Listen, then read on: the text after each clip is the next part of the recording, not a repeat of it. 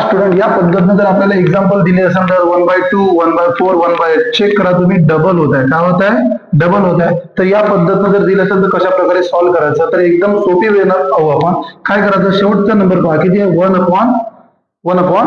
काहीच नाही करायचं, 64 ऍज इट इज लिहून टाकायची आणि 64 मधून 1 कमी केला तर किती झाले, 63. म्हणजे तुमचं आन्सर किती झालं, 63/4. ओके. तर त्यासाठी समजण्यासाठी काय करू आपण, एक सिंपल वे ना तशाच प्रकारची सिरीज आहे, मी तुम्हाला समजून सांगतो. चेक करा.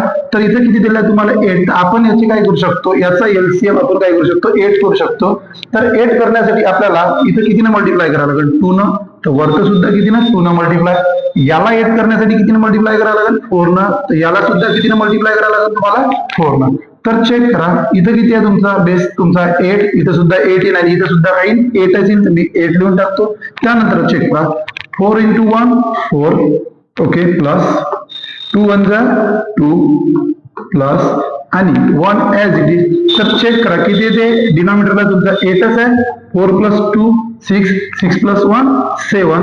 तर चेक करा, आपण इथं सुद्धा लिहू शकलो असतो किती, 8 जसे 8 पेक्षा 1 कमी केला तर 7. तर या पद्धतीनं तुम्ही काय करू शकता, या पद्धतीनं अशा प्रकारचे जर तुम्हाला काही न्यूमेरिकल आले, गणित आले, तर तुम्ही एकदम सिंपल वेनं काढू शकता आणि तुमच्या मनामध्ये जे काही गणिताची भीती आहे ते पूर्णतः तुम्ही काय करू शकता, काढून टाकू शकता. थँक्यू.